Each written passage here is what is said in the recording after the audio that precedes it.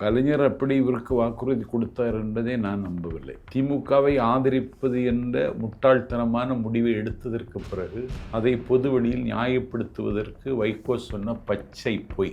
கலைஞர் அப்படி ஒன்று இவர்கிட்ட சொல்ல மாட்டார். ஸ்டாலினை காப்பாற்றுவதற்கு ஸ்டாலினுக்கே தெரியும், திமுகவுக்கும் தெரியும். பூந்தமல்லியில் நகரமன்ற தலைவராக நகர செயலாளர் இருந்த பூந்தமல்லி கந்தன் கட்சியை கலைச்சிட்டு எங்கிட்ட வந்து சேர்ந்துட்டான். ஈரோடு மாவட்டத்தில் ஒட்டு மொத்தமாக கட்சியை கலைச்சிட்டாங்க. தமிழ்நாடு முழுவதும் கலைச்சிட்டாங்க. இது எங்கே இருக்காங்க கட்சி? குச்சி தான் இருக்கு. ராசா சொன்ன மாதிரியே சொல்றீங்க. கட்சியே கிடையாது சார். குச்சின்னா அந்த மதிமுக கொடிக்கம்ப குச்சியை சொல்லுங்க. ஆமா, எந்த கூட்டணின்னு அவர் ஒழுங்கா இருக்க மாட்டார். துரோகம் தான் செய்வார். துரோகத்தினுடைய மறுபெயர் வைகோ. ரொம்ப கொடூரமானவன், குரூரமானவன், ரொம்ப ஆபத்தானவன், அடுத்தவனுடைய இருப்பை ஒத்துக்கொள்ளாத அயோக்கியன். அவர் இப்படியாவது ஜெயிச்சு சட்டசபைக்குள்ள வரணும். அவன் எந்த ஜென்மம் 7 ஜென்மம் எடுத்தாலும் ஜெயிக்க முடியாது. என்ன எப்படி சொல்றீங்க? அந்த தொகுதியில் நிற்கிறது எஸ்ஐக்கு சுப்பையா. எஸ்ஐக்கு சுப்பையா இவனை கசைக்கு தூக்கி எரிஞ்சு காலுக்கு கிளப்படி நசுக்கிடுவார். நல்லா ரைமிங்காக இருக்கு. இசக்கி கசக்கி நசுக்கி. ஆமாம், ஏன்னா அவ்வளோ செல்வாக்குள்ளவர் அவர். அந்த தொகுதி அவர் இருக்கிற வரைக்கும் அவர் தான் எம்எல்ஏ. சீமான் போன்ற அனாதை சவங்கள் எல்லாம் அங்கே போய் எதுவும் செய்ய முடியாது. விழிப்புணர்வு ஓட்டத்தை வந்து நேற்று முதலமைச்சர் அவர்கள் காலையிலே தொடங்கி வச்சு இதெல்லாம் பண்ணியிருக்கிறார். இது வந்து இளைஞர்கள் அவர் ஒரு வசனம் எழுதினார். அதாவது ஸ்போர்ட்ஸை பிடி, போதையை ஒளி அப்படிங்கிற மாதிரி ஒரு வசனம் எழுதினார். இது இந்த நடவடிக்கை மூலமாக போதைப் பொருட்கள் கட்டப்பட்ட நல்ல தொடக்கம். இது ஒரு தலைவர் அழகிய முன்மாதிரியாக தெரிகிறார். தலைவரே போதைப் பொருள் ஒழிப்பதற்கு மார்ச்சுக்கு வீதிக்கு வந்துட்டார். என்றைக்கும் மக்களுக்காக, மக்களுடைய வளர்ச்சிக்காக, இளைய தலைமுறையின் எழுச்சிக்காக தொடர்ந்து தன்னுடைய செயல்களால் நிரூபித்து வரும் நம்முடைய மாண்புமிகு கங்கை காவேரி இணைப்பு திட்டத்தை நிறைவேற்றினா இந்தியாவுடைய வளர்ச்சியை யாராலும் தடுக்க முடியாது. அதற்காக தென் மாநிலத்தில் உள்ள முதலமைச்சர்கள் எல்லாம் ஒருங்கிணைந்து இந்த கங்கை காவேரி இணைப்புக்கு பாடுபட வேண்டும் அப்படின்னு அற்புதமான பேச்சு. பெரியார் பேசுனது என்னை நாயுடு பேசுறார்.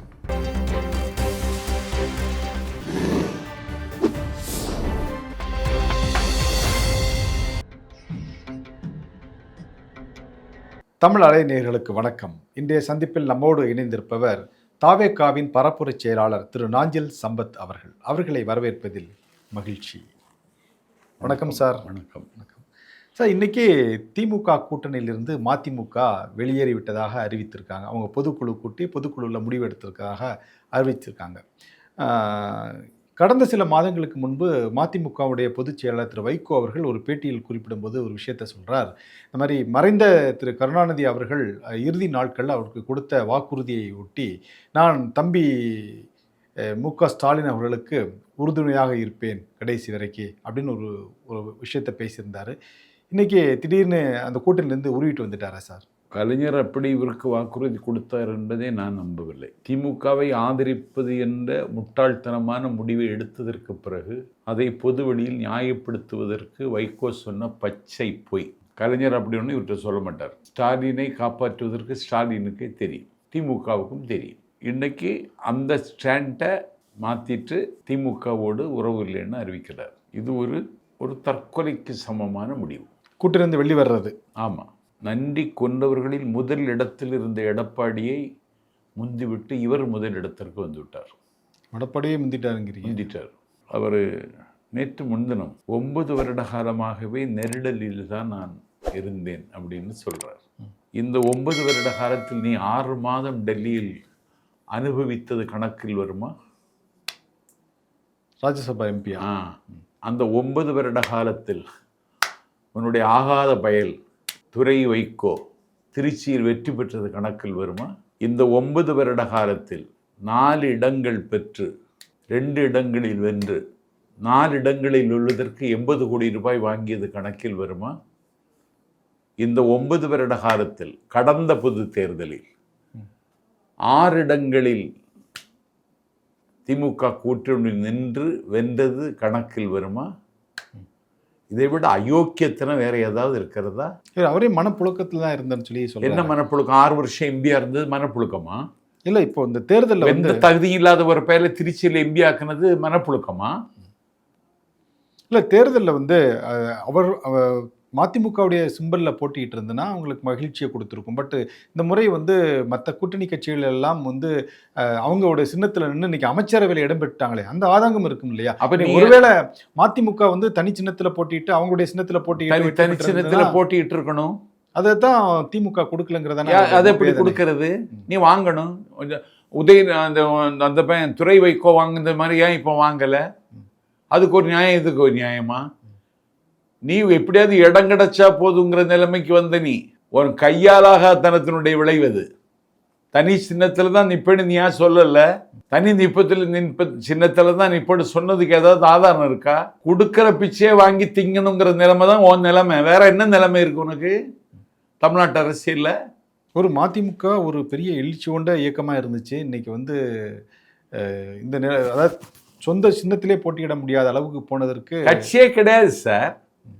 தென் சென்னை மாவட்டத்தில் மதிமுகவை கரைத்து விட்டு அவருக்கு பக்கபலமாக தக்க துணையாக எப்போதும் இருக்கிற என் ஆரியர் தம்பி கழகக்குமார் கட்சியை கலைச்சிட்டு தாவைக்கால வந்து சேர்ந்துட்டான். பூந்தமல்லியில் நகரமன்ற தலைவராக நகர செயலாளர் இருந்த பூந்தமல்லி கந்தன் கட்சியை கலைச்சிட்டு எங்கிட்ட வந்து சேர்ந்துட்டான்.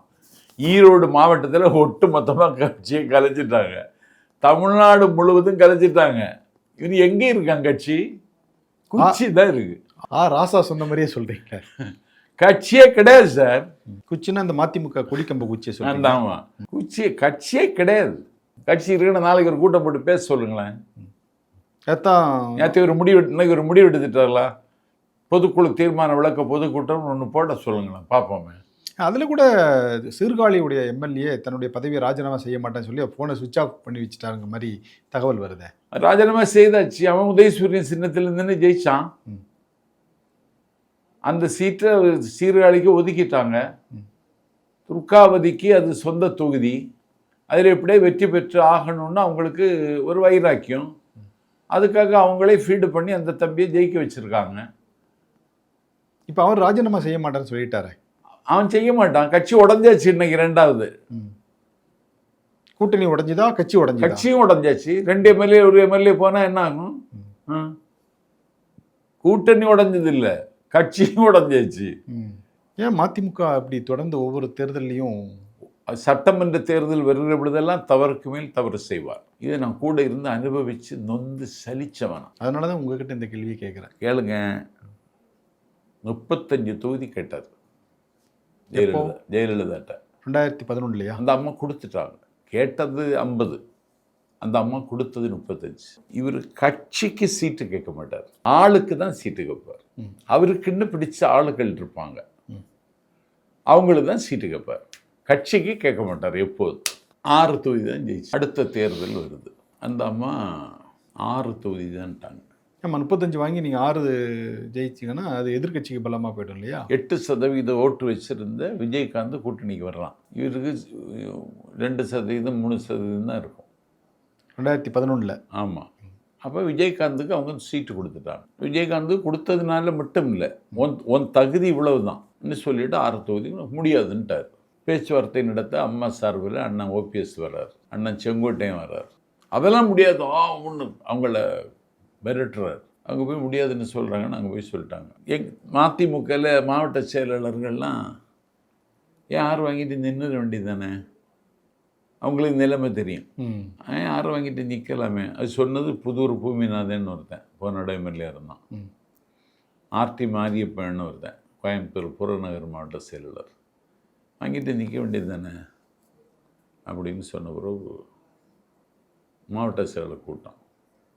இது 2 பேரும் பேசிட்டாங்க. அடைக்கலன்னு அவர் கூட ஒரு கருப்பு துண்டு போட்டு திருச்சி அரியமங்கலத்தில் உள்ள திருச்சி அடைக்கலாம். ஆமாம். நைட்டு ஒரு 9 மணி இருக்கும். சம்பத்து எங்கே கூப்பிடுங்க அப்படின்னார். இங்கே அவருக்கு மேலே ஒரு ரூம் இருக்கும். நான் போனேன். என்ன இல்லை சம்பத்து, அவங்க 6 தொகுதி வாங்கிட்டாவது நிற்கணும்னு முடிவு பண்ணிட்டாங்க மாவட்ட செயலர்கள். நீங்களே எல்லாம் பார்த்துக்கிடுங்க, எல்லோரும் சேர்ந்து நடத்துங்க, நான் வெளியே போகிறேன் அப்படின்னார். அதில் சாப்பாடு வைக்கிறேன்னு அடங்கெல்லாம் சாப்பாடுல பிளேட்டை தூக்கி சுவரில் எறிஞ்சார். சாப்பாடு தட்டை. ஆமாம். இப்போ என்ன 6 தொகுதியில் நிற்கப்படாது. அப்போ என்ன என்ன உங்கள் முடிவு என்ன? தேர்தலே புறக்கணிச்சிடுறோம் சம்பத்து. புறக்கணிக்கணும் எவ்வளோதானே. சரி நான் பார்த்துக்கிறேன்னு சொன்னேன். ராத்திரி விடிய காலை 3:30 மணிக்கு நான் பேசுகிறேன் மாவட்ட காலையில் ஆரம்பித்த கூட்டம் மிட் நைட் நடக்கிறேன். ஒவ்வொரு ஆளும் கருத்து சொல்கிறாங்க. நான் என்னது நல்லது சொல்ல போகிறேன்னு ஒன்று நினச்சானு மாவட்ட செயலெல்லாம். நான் இவர் தேர்தலில் நிற்கப்படாதுன்னு. தேர்தலில் நின்று என்ன செய்ய போகிறோம்? தனித்தமிழ்நாடு வாங்க போகிறோமா? தமிழீழம் வாங்க போகிறோமா? காவிரி பிரச்சனை தீர்வு காண போகிறோமா? அணு ஆயுத விலையை ஒழிக்க போகிறோமா? ஒரு நடக்க போகிறதில்ல. இன்னும் எதுக்கு 6 சீட்டு வாங்கியாவது நிற்கணும்னு முடிவு எடுக்கிறீங்க? நிற்கலைன்னா என்ன ஆகிடும்? கட்சி காணாமல் போயிடுமா? எம்எல்ஏ ஆவார், எம்பி ஆவார், வைகோ முதலமைச்சர் ஆவார்னா இந்த கட்சியில் வந்தான், நான் வந்தேன், நீங்கள் வந்தீங்க இல்லையே. வைகோவுக்கு திமுகவில் ஒரு அநியாயம் இழைக்கப்பட்டது, நீதிக்காக நம்ம வந்தோம். இன்றைக்கி அங்கேயும் நீதி இல்லை, இங்கேயும் நீதி இல்லைன்னு இருக்கு. இவ்வளோ பெரிய உயரமான தலைவரை 9 பிரதமர்களை கேள்வி கணைகளால் திகைக்க வச்ச தலைவனை, ஸ்பெயினில் பேசினவனை, அமெரிக்காவில் பேசினவனை கொண்டு போய் போயஸ் தோட்டத்தில் போய் அடிமையாக நிற்க சொல்லி அந்த கையெழுத்து போட சொல்கிறீங்களா நீங்கள்? அதெல்லாம் முடியாதுங்க. தனித்து தான் நிற்கணும். அதுதான் நல்ல முடிவு. தேர்தலில் புறக்கணிச்சு என்னாகும்? ஒன்றும் ஆகாது. கட்சி காணாமல் போயிடுமா? தேர்தலில் என்ன முடிவு எடுக்கிறது? அப்போ மௌனமாக இருப்போம். வைகோவினுடைய மௌனம் மலையை விட உயரமானதுன்னு சொல்லி பேச்சை முடிச்சிட்டிங்க. கழிச்சு விட்டுட்டேன். பிறகு தேர்தல் நிற்கிறதுன்னு முடிவோட கூட்டம் கழிச்சு. என் அண்ணன் பையனுக்கு ஷிபு கண்ணை கல்யாணம் காலையில் விடிஞ்சா. நான் ராத்திரி அங்கே விருந்திலாம் இருக்கணும். எல்லாத்தையும் விட்டுட்டு நான் இங்கே வந்துருந்து பிறகு விடிய காலம் ஃப்ளைட்டு பிடிச்சி ஊருக்கு போய் கல்யாணத்தில் கலந்துக்கிட்டேன். தேர்தல் அன்னைக்கு 6 தொகுதி வாங்கி நின்று இருந்தால் கட்சிக்கு ஒரு அங்கீகாரம் கிடச்சிருக்கும். 6 தொகுதி ஜெயிச்சிருக்கும் அன்றைக்கி இருந்த எழுச்சியில். ஆமாம். அடுத்த கட்ட நகர்வுக்கு வாய்ப்பாக இருந்திருக்கும். அதை கெடுத்தார். எந்த கூட்டணியிலும் அவர் ஒழுங்காக இருக்க மாட்டார். துரோகம் தான் செய்வார். துரோகத்தினுடைய மறுபெயர் வைகோ. இப்போ தாவேகா கூட்டணி தான் வரப்போகிறதா சொல்கிறாங்களே. வரப்போகிறதா நானும் கேள்விப்பட்டேன். நான் தாவேகா பரப்புரை செயல்னால நான் வரவேற்கிறேன் அதை. வைகோ இப்படி உள்ள ஆள். அதாவது அவருடைய கேரக்டர் அசாசினேஷன். ஆமாம் ஆமாம். ரொம்ப கொடூரமானவன், குரூரமானவன், ரொம்ப ஆபத்தானவன், அடுத்தவனுடைய இருப்பை ஒத்துக்கொள்ளாத அயோக்கியன். இவ்வளோ குணாதிசயம் படைத்தவரா வைகோ? ஆமாம். ஓகே சார், இன்னொரு விஷயம் சொல்லப்படுது. அதாவது இப்போது வரக்கூடிய இடைத்தேர்தலில் திருச்சி கிழக்கு தொகுதியுடைய தேர்தல் வந்து சிறப்பாக பார்க்கப்படுகிறது. ஏன் அப்படின்னா சட்டசபையில் உங்களுடைய தலைவரும் முதலமைச்சருமான திரு விஜய் அவர்கள் அப்பாவை காணணும்னு தேடினார். திருச்சி கிழக்கு தொகுதியில் போட்டியிட்டு சட்டசபைக்கு வரக்கூடிய வாய்ப்புகள் இருக்கப்படுறதா சொல்லப்படுது. எப்படி பார்க்குறீங்க? இல்லை, ஜெயிக்காது. எப்படி சொல்லிட்டு பொசுக்குன்னு ஜெயிக்க வாய்ப்பே இல்லை. அண்ணன் அந்த முடிவு எடுக்க மாட்டார்னு நினைக்கிறேன். ஸ்டாலின் தேர்தலை புறக்கணிப்பாங்க. அந்த முடிவு தான் எடுப்பாங்க. ஏன்னா கலைஞர் தேர்தலில் புறக்கணிச்சிருக்கார். ஜெயலலிதா முதலமைச்சராக இருக்கும் பொழுது, கலைஞர் முதலமைச்சராக இருக்கும் பொழுது ஜெயலலிதா தேர்தலை புறக்கணிச்சிருக்காங்க. இந்த இடைத்தேர்தலில் வேண்டாம் அப்படின்னு ஆளுங்கட்சி தான் வெல்லுங்கிற நீதி வரும். அது இப்போ தாவேக்கா இருக்கிற செல்வாக்குக்கு அவர் ஒரு நாள் வந்து பேசினாருன்னா அதோட திமுக முடிஞ்சிடும். அதனால் தேர்தலில் போட்டியிட மாட்டார், புறக்கணிப்பார். திமுகவை பொறுத்தவரையில் அதுதான் நல்ல முடிவு. ஆனால் அவர் சொல்கிறாரு விரைவில் வந்து சட்டசபையில் எம்எல்ஏவை பதவியேற்பார் அப்படின்னு சொல்கிறார். நேரு அண்ணனுக்கு ஆசையை சொல்கிறாரு. நேருகிட்ட கொஞ்சம் பணம் இருக்குது, அந்த பணத்தை கொடுத்து ஜெயிச்சிடலான்னு. பணத்தை கொடுத்தா ஜெயிக்க முடியாதுங்கிறத நிரூபிச்சாச்சு. இனி எப்படி? அதெல்லாம் நடக்காது. ஓகே சார், இந்த திருச்சி கிழக்கு தொகுதி எப்படின்னா அம்பாசமுத்திரம் தொகுதி ஒரு அடையாளப்பட்டு போய் நிற்குது இன்றைக்கி. எப்படின்னா அதாவது நாம் தமிழர் கட்சியினுடைய தலைமை ஒருங்கிணைப்பாளர் அண்ணன் சீமான் அவர்கள் வந்து அம்பாசமுத்திரத்தில் போட்டியிட போகிறதா சொல்லியிருக்காரு. அவர் எங்கே வேணாலும் தமிழ்நாட்டில் எங்கே வேணாலும் போட்டியிடலாம், இல்லை எங்கே வேணாலும் போட்டியிடலாம், அதில் வந்து பிரச்சனை கிடையாது. ஆனால் முக்கியமான விஷயமா பார்க்கப்படுறது என்னென்னா அவர் திமுக அதிமுக ஆதரவோட பொது வேட்பாளராக போட்டியிட போகிறார். திமுக அப்படி அறிவிக்கலையே இது வரைக்கும். இல்லை பொது வேட்பாளராக போட்டியிட போகிறதா நேற்று அதிமுகவும் செய்திகள் எல்லாம் அறிவிக்கல, வந்துச்சு. அதிமுகவும் அறிவிக்கல, திமுகவும் அறிவிக்கல. அது ஒரு வகையில் அதிமுக தொகுதி. ஆமாம், கடந்த 4-5 ஆண்டுகளாகவே ஆமாம் 4-5 முறை அதிமுக தான் வெற்றி பெற்று. அதிமுக தொகுதி அது. அதில் போய் இவன் நிற்க போகிறேன்னு சொல்லுது வசூலுக்கு. இப்போமே இறங்கியிருப்பான்.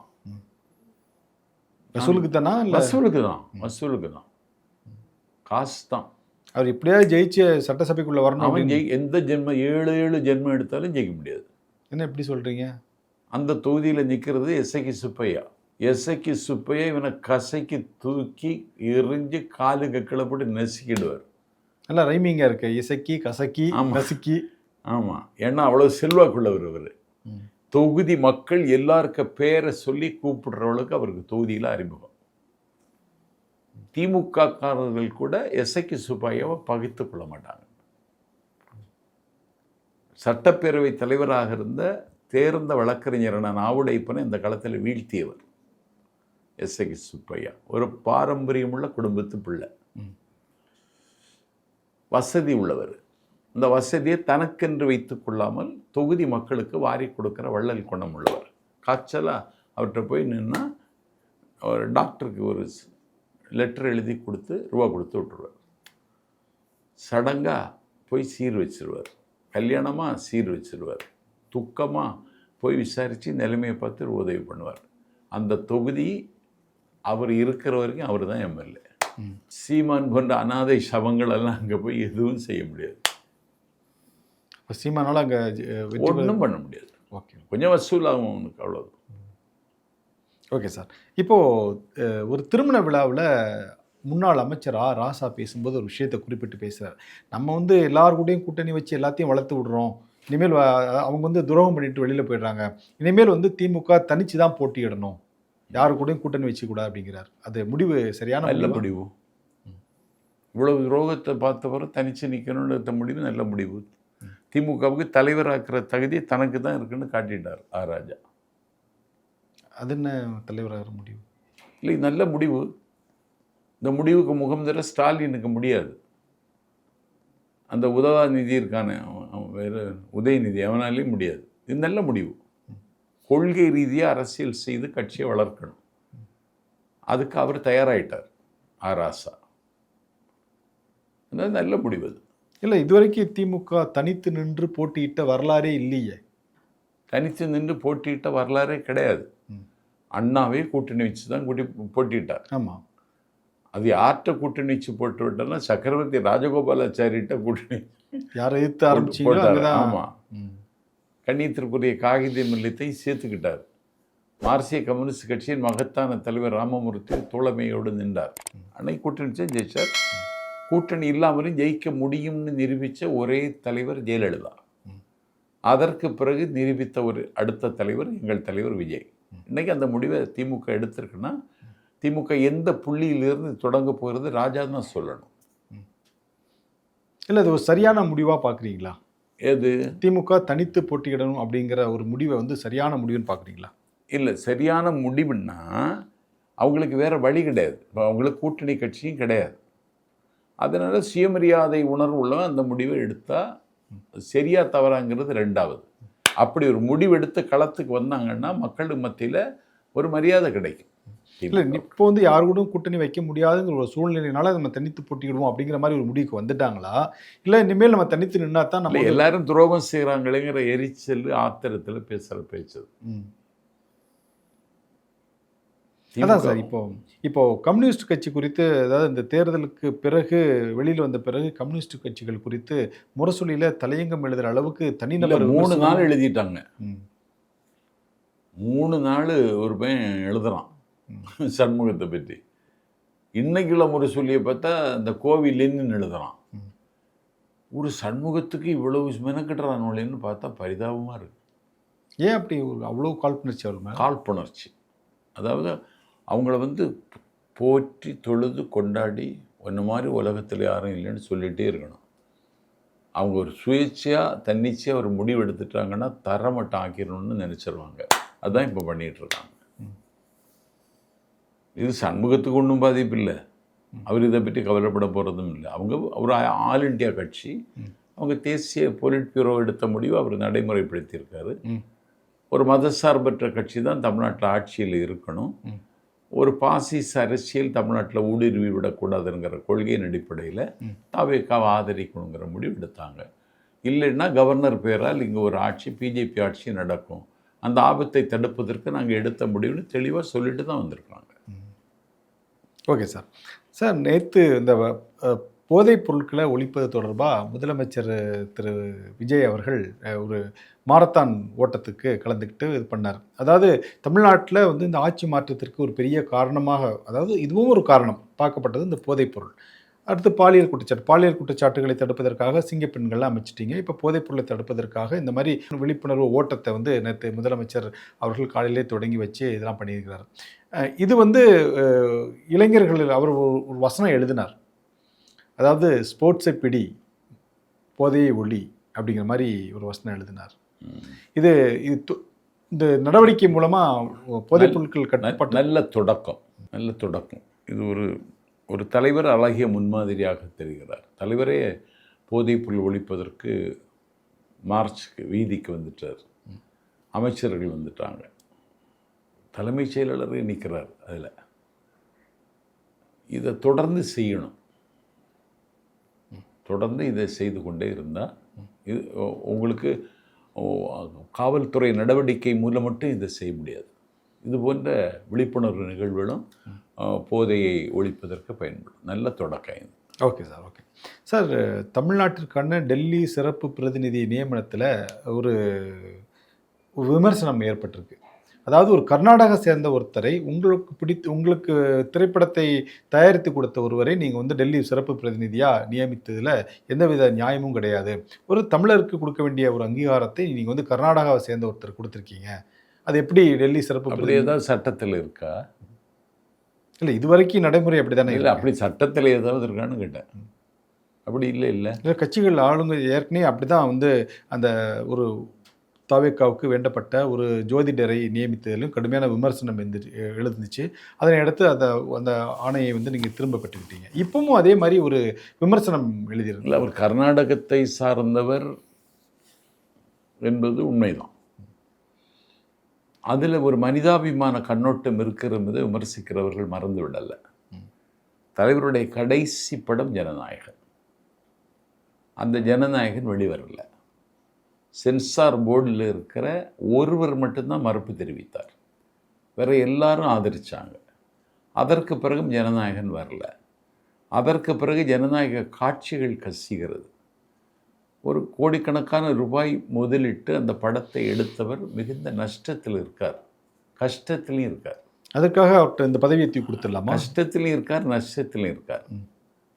ஆளுநர் சந்திப்பதற்கு தலைவர் போன பொழுது இதே வெங்கட்ராமை கூட்டிக் கொண்டு போனார். அன்னைக்கு இந்த விமர்சனம் வரல. வந்துச்சு, அன்னைக்கும் இந்த விமர்சனம் வந்துச்சு. அவர் யார், அதாவது தமிழக அரசு ஆட்சி அமைப்பதற்கு கோரக்கூடிய ஒரு மனுவில் சம்பந்தமே இல்லாத திரு வெங்கட் நாராயணன் எப்படி இங்கே வந்தாருன்னு சொல்லி அன்னைக்கு விமர்சனம் எழுது. அது வந்துச்சு. இப்போ அவரை நியமிச்சிருக்காரு. இது எங்கள் தலைவருடைய கண்ணோட்டத்தில் நம்மளை வச்சு படம் எடுத்ததுனால நஷ்டப்பட்டுட்டார். நம்முடைய நல்ல நண்பராக இருக்கார். பெரிய இழப்பு. அதை தாண்டி மன உளைச்சல். அந்த காயத்துக்கு மருந்தோ விருந்தோ கொடுக்கணும்.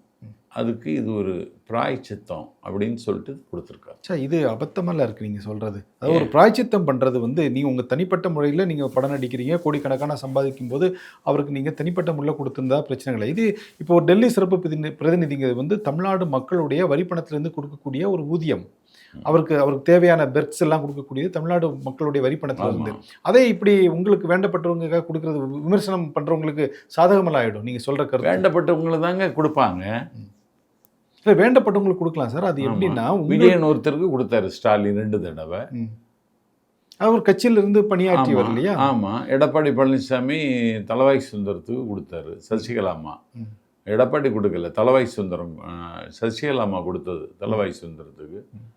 அதுக்கு முன்னாடி அம்மா வந்து நாகை அசோகனுக்கு கொடுத்தாங்க. இப்படி விருப்பப்பட்டவங்களுக்கு கொடுக்கறது அவ்வளோ. அதுதான் இப்போ சொல்கிறேன். ஏன்னா தமிழ்நாட்டிற்கும் கர்நாடகாவுக்கும் இப்போ மேகதாது பிரச்சனையில் முட்டல் மோதல் இருந்துகிட்டு இருக்கு. தொடர்ந்து கர்நாடகா காவிரி நீர் தொடர்பாகவும் நமக்கு அவங்களுக்கும் முட்டல் மோதல் இருக்கு. அப்படிப்பட்ட ஒருத்தரை கர்நாடகக்காரரை கொண்டு வந்து நீங்கள் தமிழ்நாடு சிறப்பு பிரதிநிதியாக நீங்கள் வந்து நியமிச்சிங்க. இதுக்கு மேகதாதுக்கு என்ன பிரச்சனை? இல்லை, அவங்க சொல்லக்கூடிய எதிர்க்கட்சிகள் சொல்லக்கூடிய குற்றச்சாட்டுகள் என்னன்னா, இந்த மாதிரி கர்நாடகாவை சேர்ந்தவருக்கு நீங்கள் நியமிச்சிங்கன்னா டெல்லியில் நமக்கு கர்நாடகா சம்மந்தப்பட்ட பிரச்சனைகள் நாங்கள் பேசும்போது அவர் எப்படி அவங்களுடைய மாநிலத்துக்கு துரோகம் செஞ்சுட்டு பேசுவார் அப்படிங்கிற மாதிரி ஒரு விமர்சனம். அவர் பேச வேண்டிய தேவை இல்லையா? அவருக்கு அது வேலை கிடையாது. முதலமைச்சர் டெல்லி போகிற அன்னைக்கு அவர் அங்கே வரவேற்கணும். அந்த டெல்லி தமிழ்நாடு ஹோட்டலில் அந்த அறை போடுது, எத்தனை பேர் வர்றாங்க, எத்தனை மணிக்கு பிரதம அமைச்சரை சந்திக்கிறது, எத்தனை மணிக்கு உள்துறை அமைச்சரை சந்திக்கிறது, எத்தனை மணிக்கு காங்கிரஸ் கட்சி அந்த அந்த டைமை ஃபிக்ஸ் பண்ணி கொடுக்குற வேலை மட்டும்தான். அது மட்டும் இல்லை, இன்னும் நிறையா பணிகள் இருக்குது அவருக்கு. அதாவது தமிழ்நாடு ரெப்ரசன்ட் பண்ணக்கூடிய ஒரு நபராகத்தான் அவர் அங்கே இருப்பார். தமிழ்நாட்டினுடைய பிரச்சனைகள், இங்கிருந்து வரக்கூடிய பிரச்சனைகளை எடுத்துக்கொண்டு போய் உச்சநீதிமன்றத்திலையும் சரி, மற்ற அமைச்சர்கள், முக்கியமான வெளியுறவுத்துறை அமைச்சர், மற்ற அமைச்சர்களை, நிதி அமைச்சர் உள்ளிட்டவர்களை வந்து சந்தித்து தமிழ்நாட்டுடைய ரெப்ரசன்டேட்டிவாக தான் அவர் அங்கே இருப்பார். அதுதான் அந்த பதவியுடைய பேரே, டெல்லி சிறப்பு பிரதிநிதிங்கிறது அந்த பேர். பட் இவர் வந்து தமிழ்நாட்டை சாராதவர் ஒருத்தர் அப்படிங்கிறதான விமர்சனம் இருக்குது. இல்லை, தமிழ்நாட்டை சாராதவர் தான். ஆனால் தமிழில் தான் அவர் படம் எடுத்தாருங்க. தமிழ்நாட்டு மக்களுக்காக தமிழில் படம் எடுத்தால் அவர் தமிழ்நாட்டுக்காகத்தான் படம் எடுத்தார். தமிழில் தான் படம் எடுத்தார். அவர் தலைவர் விஜய்க்கும் வெங்கட் ரமணாவுக்கு இருக்கிற ஆழ்ந்த வெங்கட் நாராயணவுக்கு இருக்கிற ஆழ்ந்த நட்புக்கு இது அடையாளம், வேற ஒன்றும் இல்லை. எதுக்காக நான் கேட்குறேன்னா, தொடர்ந்து இந்த மாதிரி அதனால தமிழ்நாட்டுக்கு ஒன்றும் பாதிப்பு ஒன்றும் வந்துடாது. இல்லை, பாதிப்பு வந்துடாது. முதலமைச்சர் நியமிக்கக்கூடிய சில அப்பாயின்மெண்ட்ஸ் எல்லாமே விமர்சனத்திற்கு உட்படுகிறதே. தொடர்ந்து சில அப்பாயின்மெண்ட்ஸ் எல்லாம் விமர்சனத்திற்கு உட்படுகிறது. இல்லை, ரத்தன் பண்டிட்டு நியமிச்சல வந்தது, அதை உடனே திரும்ப பெற்றுட்டாங்க. இப்போ விமர்சனம் செய்கிறாங்க. தலைவர் ஜெகதீஷ் பழனிசாமின்னு ஒருத்தர் அவருடைய தனி செயலாளரை நியமிக்கும் போது அந்த விமர்சனம் வந்துச்சு. அதாவது அவருடைய பிறந்தநாளுக்கு வாழ்த்து தெரிவித்து அவர் தனி செயலாளர்னு போட்டது பிறகு தான் அந்த ஆர்டரே முன்தேதியிட்டு குறிக்கப்பட்டது அப்படின்னு சொல்லி வந்துச்சு. இப்போது டெல்லி சிறப்பு பிரதிநிதி அப்பாயின்மெண்ட் ஆர்டர்லையும் இதே விமர்சனங்கள் வருது. வருத்தம் செய்யும். அது ஒன்றும் பெரிய பிரச்சனை இல்லை. தவிர்க்க அரசு விமர்சித்தது நல்லது. விமர்சித்தவர்களை நான் பாராட்டுகிறேன். ஆனால் இதில் எந்த உள்நோக்கமும் இல்லை. இதனால தமிழ்நாட்டுக்கோ தமிழுக்கோ எந்த ஆபத்தும் வந்து விடாது. நம்பிக்கையாக இருக்கீங்க? நம்பிக்கையாக இருக்கு. Okay sir. சார், இன்றைக்கி ஆந்திரா முதலமைச்சர் திரு சந்திரபாபு நாயுடு அவர்கள் ஒரு நிகழ்ச்சியில் பேசும்போது ஒரு விஷயத்தை குறிப்பிட்டார். கங்கை காவேரி இணைப்பு திட்டத்தை நிறைவேற்றினா இந்தியாவுடைய வளர்ச்சியை யாராலும் தடுக்க முடியாது. அதற்காக தென் மாநிலத்தில் உள்ள முதலமைச்சர்கள் எல்லாம் ஒருங்கிணைந்து இந்த கங்கை காவேரி இணைப்புக்கு பாடுபட வேண்டும் அப்படிங்கிறார். அற்புதமான பேச்சு. பெரியார் பேசுனது என்னை நாயுடு பேசுகிறார். 5 ஆண்டு கங்கை காவிரியை இணைத்தா இந்தியா பூலோக சொர்க்கமாயிடும். வறுமையின் நிழல் கூட இருக்காது. எல்லா மாநிலமும் வளம் பொங்கும். கங்கை காவிரியை இணைக்க வேண்டும் என்பது கங்கை நதிப்புறத்து கோதுமை பண்டம் காவிரி வெற்றிலைக்கு மாறு கொள்ளுவோம் என்று பாடியவன் பாரதி. கங்கை காவிரியை இணைத்தாத்தான் இந்தியாவில் நதிநீர் பிரச்சனையும் இருக்காது, மின்சாரம் தயாரிப்பதற்கான சிக்கலும் இருக்காது. கங்கை காவிரி இணைக்கப்பட வேண்டும். இது சுதந்திர இந்தியாவுக்கு முன்னாலேயே வந்த பேச்சு. நாடு சுதந்திரம் பெற்றுவிட்டது. நாட்டின் பிரதமராக பண்டிட் ஜவஹர்லால் நேரு பொறுப்பேற்றுக் கொண்டார். கங்கை காவிரியை இணைக்க வேண்டும் என்ற கோரிக்கை அவருடைய கவனத்திற்கு கொண்டு வரும் பொழுது 5 ஐந்தாண்டு திட்டங்களுக்கு ஒதுக்குகிற மொத்த தொகையும் செலவழித்தால் மட்டும்தான் கங்கை காவிரியை இணைக்க முடியும். அதனால் திட்டத்துக்கு ஒப்புதல் தர முடியாதுன்றார். அப்பொழுதுதான் தொட்டிலில் கிடந்த பொழுதே பூமிருண்டை பற்றி கவலைப்பட்ட தந்தை பெரியார் கங்கை காவிரியை இணைப்பதற்கு 5 ஐந்தாண்டு திட்டங்களுக்கான நிதி வேண்டும் என்கிறார் பிரதமர். காஷ்மீரில் இருந்து கன்னியாகுமரி வரை நீங்கள் ஆராதனைக்காக வழிபாட்டுக்காக செலவழிக்கக்கூடிய எண்ணெயை செலவழிக்காமல் இருந்தாலே கங்கை காவிரி இணைச்சிடலான்னு பெரியாருக்கு எக்கனாமிக்ஸ். நீங்கள் சிவராத்திரி கொண்டாடாமல் இருந்தாலே அதுக்கு செலவழிக்கிற செலவில் கங்கை காவிரி இணைச்சிடலான்னு பெரியார் ஒரு கணக்கு போட்டு சொன்னார். இன்னைக்கு பெரியார் சொன்னதை ஆந்திர மாநில முதலமைச்சர் சந்திரபாபு நாயுடு சொல்லுகிறார். நாஞ்சில் சம்பத் இன்னும் சொல்லுகிறேன், அற்புதமான திட்டம், அற்புதமான கருத்து.